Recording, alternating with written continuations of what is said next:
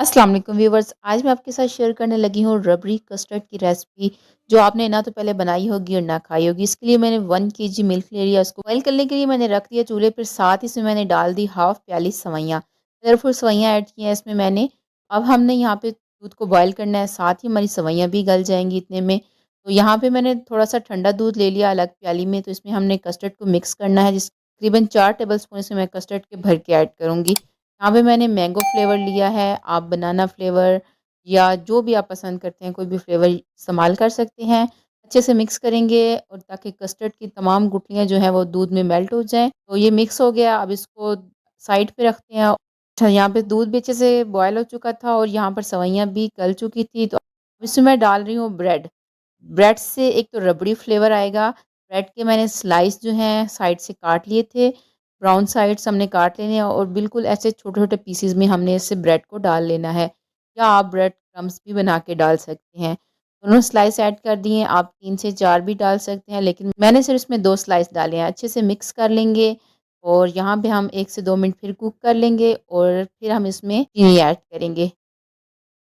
अच्छा जी, चीनी जो मैं इसमें ऐड कर रही हूँ वो तकरीबन 1 कप तकरीबन मैंने इसमें चीनी ऐड कर दी। अपने टेस्ट के अकॉर्डिंग चीनी कम ज़्यादा कर सकते हैं। यहाँ पे चीनी को मेल्ट होने देंगे और 2 से 3 मिनट फिर कुक कर लेंगे। यहाँ पे देखें अच्छी से चीनी मेल्ट हो चुकी थी, दूध में बॉयल आना शुरू हो चुका था और अब मैं इस स्टेज पे कस्टर्ड डालती जा रही हूँ और चमचे को मैं साथ-साथ चलाती जा रही हूँ ताकि कोई भी गुठली वगैरह ना कस्टर्ड की बने, अच्छा सा स्मूथ सा कस्टर्ड बन के रेडी हो। तो ये बहुत ही ज़बरदस्त रबड़ी कस्टर्ड की रेसिपी है।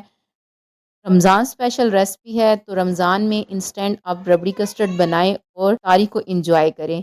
ये देखें अच्छे से मिक्स कर लेंगे और यहाँ पे 1 से 2 मिनट कुक करने के बाद चूल्हे को बंद करेंगे और चूल्हे से हम इसको उतार लेंगे और ठंडा कर लेंगे। देखें कस्टर्ड को मैंने अब चूल्हे से उतार लिया है यहाँ पर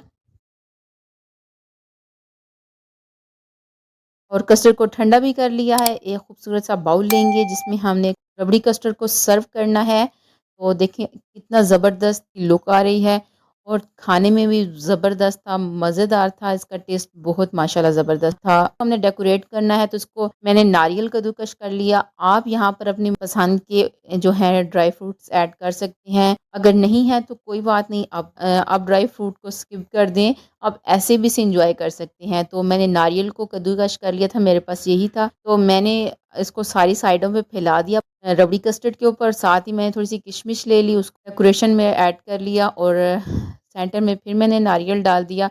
ये मज़ेदार सा हमारा रबड़ी कस्टर्ड रेडी हो गया। तो इसको हमने अच्छे से फ्रीज़र में 2 से 3 घंटे अच्छे से ठंडा कर लेना है और जितना ये ठंडा होगा उतना ही ये मज़े का लगेगा। तो इसको फ्रीज़ करने के बाद फिर मैं आपको दिखाती हूँ। अच्छा, ये यहाँ पे अच्छे से ठंडा हो चुका था। मैंने अलग बर्तनों में भी थोड़ा-थोड़ा निकाला क्योंकि कस्टर्ड बाउल में उससे बच गया था। तो मैं आपको यहाँ पे ट्राई करके भी दिखाऊँगी कैसा ज़बरदस्त का फ्लेवर था। तो बहुत ही सिंपल सी रेसिपी आज आपके साथ शेयर की।